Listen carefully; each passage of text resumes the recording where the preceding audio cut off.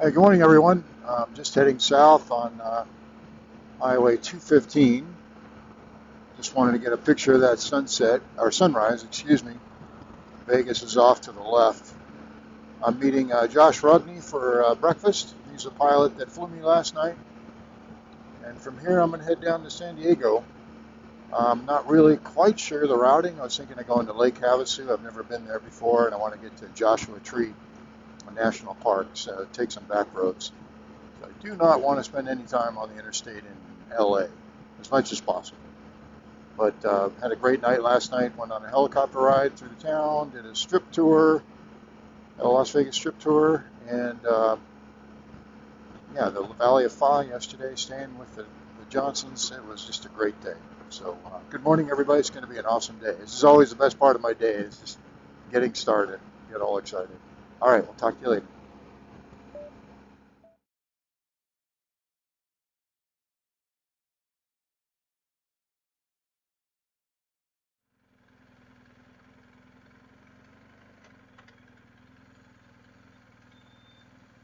This is all new. I never remember this being here.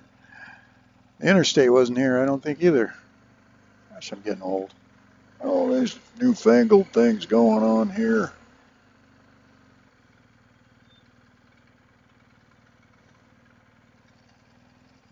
Just want to go look at the dam.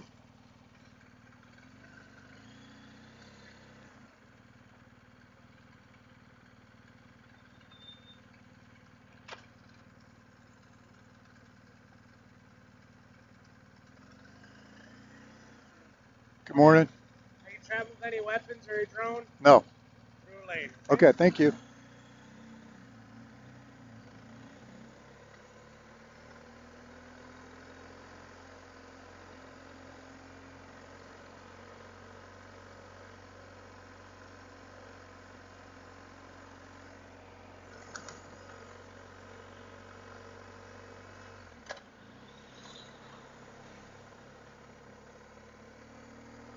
Ridge. Holy cow. Oh, this is cool. I don't think that was there when we moved here.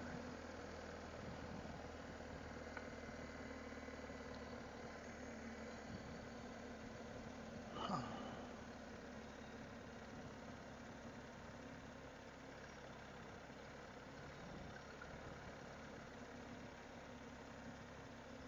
Used to be a pull-off point, but I guess they blocked that off. So now I just go here. Yeah, used to be able to pull out right there. I'm just going to drive through. Hopefully you guys can see it.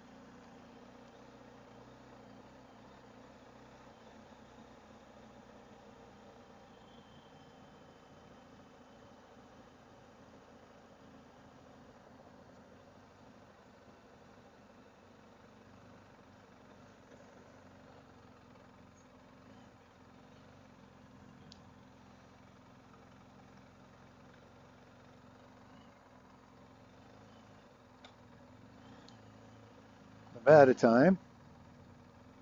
We're crossing back into Arizona time.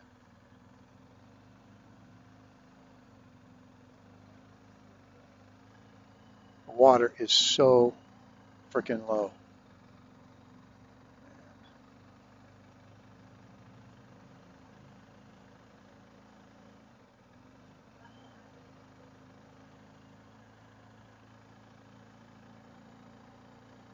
Now we're in Arizona.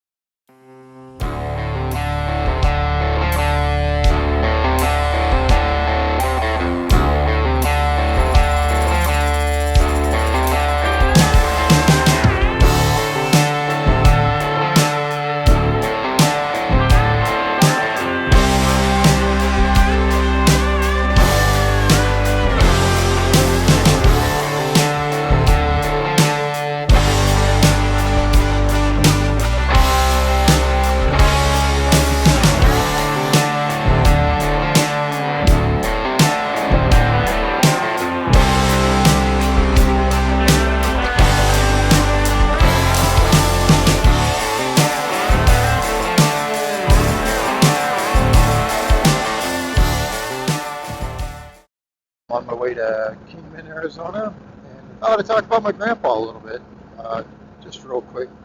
So, my parents got divorced when I was 7.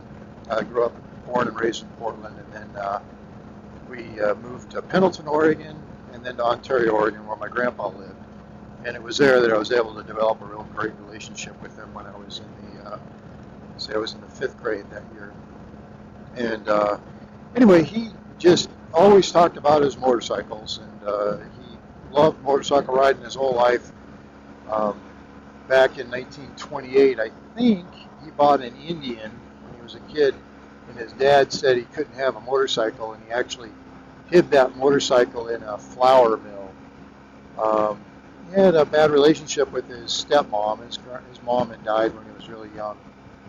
He was actually born in Oakdale, California, just south of Spokane. But his dad moved back to Tennessee, I believe, after his mom died when he was very, very young. And he grew up in Tennessee, around Jonesboro, Tennessee. I was supposed to go there on this trip, but I wasn't able to get there because of the Hurricane Helena that had ruined everything in North Carolina and Tennessee. It's just a terrible thing. But anyway, so my grandpa and I got pretty close. He would take me hunting and pheasant hunting, and he just taught me about being a man, really. Went to church with him, made me go to church. He was a deacon at the church, Baptist church in Ontario, Oregon, and just really laid the foundations of who I wanted to be as a young man. We moved back to Portland area after the 5th grade, but every summer, every vacation, every long weekend, I would get on a bus and go back to Ontario to spend it with my grandma and grandpa. My grandma was awesome too, just typical cookie baking, lovely grandmother. But Grandpa would talk to me about riding bikes, and he would take me out hunting in the back hills of eastern Oregon, which is real high desert, and talk about riding here and riding there, and then how he met my grandmother up in Canada. He was riding his motorcycle. So he had his first motorcycle, I'm sorry I'm jumping around, it was 1928 Indian. And then as he got older, him and his buddy, and I've got to find his name, I'll see if I can find that, ended up leaving and riding all over the United States and Canada on, I mentioned this on my first video. But anyway, he just loved motorcycles. Now, when I knew him, he had like a Honda Trail 90, and we used to go work the field with that thing, change irrigation lines, and just do whatever. We took it hunting, but he always talked about his Harleys, and I'll see if I can scrounge up his book with all the different Harleys that he's owned over the years. It's just incredible. I don't know if I'll be able to find it. But hundreds of thousands of miles he rode. And think of riding back on the roads of the 1930s. It certainly wasn't like this. It'd probably be gravel or very rough pavement. And I heard stories of him having to pull over on the side of a road and change rings on his pistons in a cornfield. You had to be a full-on mechanic to be able to do what he did. And he and his best friend, and I'll look up his name, traveled from like 1931 to 1933 and traveled all over the United States. My aunt gave me a map from 1935 that outlined some of the routes he took, and I'll try to post that as well. And it's just amazing to me that he was able to do that back in that day. I'm uncomfortable here after a day of riding, whining about my neck or my shoulders or something. But just think of riding those bikes all day in the heat.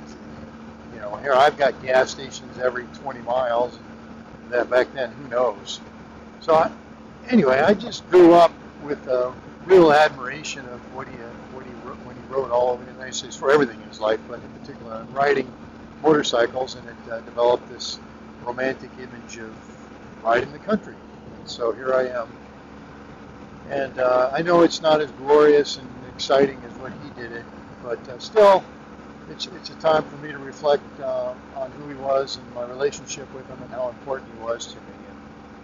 And it's pretty funny. Like I said, he was a very straight up Christian man when I knew him. A deacon at the church, and just a strong presence, incredible presence. I mean, he was the kind of guy that walked into a room and people took notice. He was about 6'5", 6'6", and like a John Wayne mystique about him. And he scared the hell out of me, and I loved him dearly and respected him, and he was just the greatest man that I think I ever knew. But back to him being a deacon and finding out that he had actually taken my grandma out on a date up in Alberta, Canada. That's where he met her. And so anyway, when I went to Tennessee a couple of years ago, it was like 4 years ago, stayed with a gentleman named Tommy.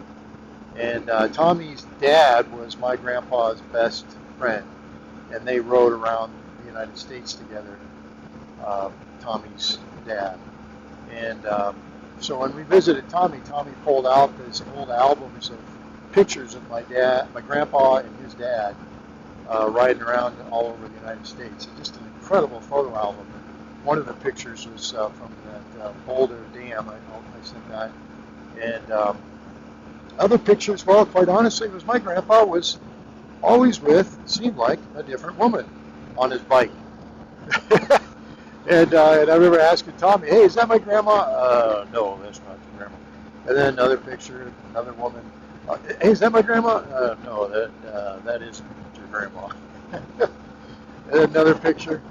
I mean, I don't know. I'll see if I can find all of them. I think I have that album, some copies of the pictures in there. And it's pretty damn funny to think that, he was out there living it and found my grandmother, and that calmed him down, I guess, and he started farming in Eastern Oregon, Ontario, Oregon. That's where my mom was born, and then my Aunt Lynn. And then they moved back to Tennessee for a bit, back to Jonesboro, and Tommy got to know my mom, and he had the biggest crush. I'll have to send you a picture of that too. Tommy and my mom sitting on this fender of a car, running board of a car, old truck. And that's when we visited Tommy. He just wanted to say, how's your mom doing? Oh, well, I'm so sorry I didn't get to see your mom again before she died, And he's such a sweet old Southern gentleman. A little bit of a sneaker, actually. He's pretty funny. But my goodness. And so the relationship that my grandpa had with his dad, and Tommy meeting my mom, and going back to Jonesboro, Tennessee, and seeing all these pictures of my grandpa, it was pretty incredible. And I really wanted to ride my motorcycle to Jonesboro. One of the things I wanted to do was run through town and ask the cops to chase me through Jonesboro, because one of the stories that Tommy told me was my grandpa raced through town with cops hot on his heels and pulled into a garage of the friends of his house, and they shut the garage as the cops went by. And I thought it'd be kind of fun to recreate that, but it didn't happen. So that hurricane just kind of messed things up, both hurricanes. So the one good thing about the hurricanes, it kind of pushed me north to go through that Utah ride. That was amazing. But anyway, I've been jibber jabbing enough. I'll just include a bunch of pictures of my grandpa and back in his glory days riding the bikes, and I hope you enjoy them, because the scenery isn't too inviting right in here. It is beautiful in its own way. All right, guys, we'll talk to you later.